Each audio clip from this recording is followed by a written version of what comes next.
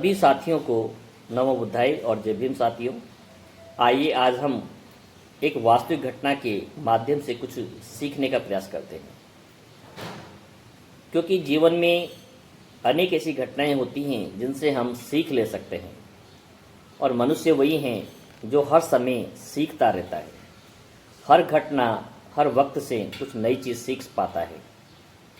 तो एक कहानी है एक राधा मोहन नामक व्यापारी की, जो गांव से चलकर बड़े शहर में जाता है, क्योंकि उसके जो फसल होती हैं, जो व्यापार होता है, उस व्यापार का जो एग्रीमेंट उसे शहर के एक बड़ी मंडी में करना होता है।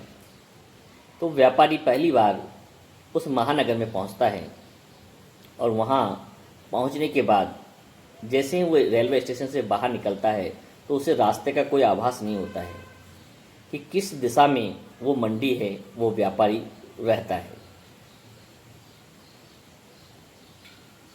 उस व्यापारी को इतना अहंकार होता है कि वो किसी से एड्रेस पूछने की भी जहमत नहीं उठाता है और न वो खुद जानता है। उसे किसी के द्वारा बता दिया गया होता है कि स्टेशन से 5 किलोमीटर दूरी पर ही वो मंडी है जहां उसका व्यापारी रहता है और उसे वहां पहुंचना है। तो जैसे ही दोपहरी की धूप होती है, जून का महीना होता है, चिलचिलाती धूप होती है, दोपहर के 12 बजे होते हैं। व्यापारी की उम्र भी 55 वर्ष होती है।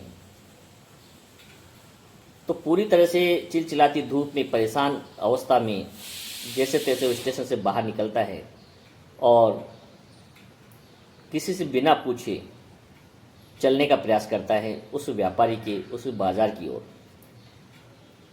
पहले वो सोचता है कि किसी रिक्शे वाले को बुलाया जाए और एक रिक्शे वाले को आवाज़ देता है, उससे कहता है कि भाई मुझे मोहाना मंडी जाना है, यहाँ पर इस व्यापारी से मुझे मिलना है, क्या तुम मुझे ले चल सकते हो? तो वो रिक्शा चालक उससे 50 रुपये की डिमांड करता है कि मैं आपको ले चल सकता हूँ, 50 रुपये किराया लगेगा। तो बड़े तेज में आ जाता है, आवेश में आकर उसे कई प्रकार के अपशब्द कहता है और कहता है कि 5 किलोमीटर दूर मंडी के तुम मुझसे 50 रुपये लेते हो, इतनी दूर तो मैं पैदल ही जा सकता हूँ। तो मुझे मूर्ख समझते हो, मुझे ठगने का प्रयास कर रहे हो। क्या तुम ये जानते हो कि मैं क्या शहर में पहली बार आया हूँ? मैं यहाँ अक्सर आता रहता हूँ। और इस प्रकार से उसे अपमानित करके भगा देते हैं। और सेठ जी बिना जान पहचान के, बिना जानकारी के एक दूसरी दिशा में चल पड़ते हैं और चलते चलते लगभग वो 5 किलोमीटर की दूरी पूरी कर चुके होते हैं और वहाँ जाकर इतनी अवस्था में थक चुके होते हैं, धूप के कारण, पसीने के कारण परेशान हो चुके होते हैं और अब उनकी चलने की कोई क्षमता नहीं होती है।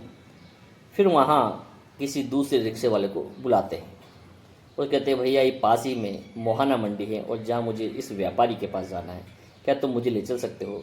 तो जो दूसरा रिक्शा चालक होता है उससे 100 रुपये मांगता है कि सेठ जी 100 रुपये चार्ज लगेगा, मैं तुम्हें वहाँ ले चल सकता हूँ। तो सेठ जी अहंकार के मारे और तैश में आ जाते हैं और कई प्रकार के अपशब्द उस रिक्शा चालक से कहते हैं, गरीब से कहते हैं। वो रिक्शा चालक हाथ जोड़कर विनम्रता के साथ बताता है कि सेठ जी आप जो कह रहे हैं वो सही कह रहे हैं कि मोहाना मंडी स्टेशन से 5 किलोमीटर है, लेकिन आप उल्टी दिशा में आ गए हैं, पश्चिम दिशा की ओर आ गए हैं, जबकि वो मंडी जो है स्टेशन से पूर्व दिशा की ओर है। तो एक बार तो मुझे आपको 5 किलोमीटर चलकर उस स्थान पर ले चलना होगा, उसके बाद हम पूर्व दिशा की ओर 5 किलोमीटर चलेंगे, तब वो मोहाना मंडी और आपको व्यापारी मिलेगा। तो मुझे दुगना किराया देना होगा।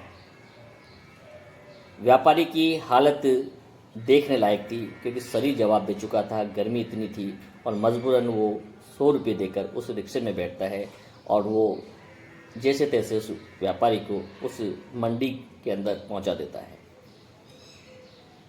इस कहानी से हम सीख सकते हैं कि यदि आपको किसी चीज़ का रास्ता पता न हो तो योग्य व्यक्ति दूसरे लोगों से भी पूछा जा सकता है।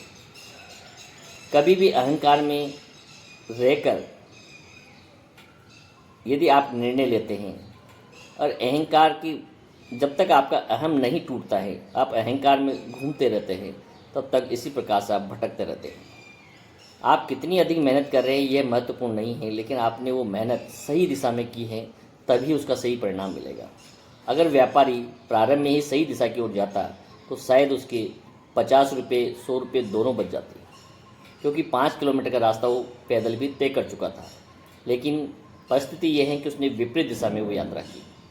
तो अच्छे गुरु का होना, अच्छे सलाहकार का होना और विनम्र व्यवहार होना और सही दिशा में कार्य करना, ये तीनों चीज़ जब तक आपके पास नहीं होगी तब तक आपको अच्छे परिणाम नहीं मिल सकते हैं। तो व्यक्ति को कभी भी अहंकारी नहीं होना चाहिए, और यदि कोई मार्ग पता न हो तो किसी से भी पूछने में संकोच नहीं करना चाहिए।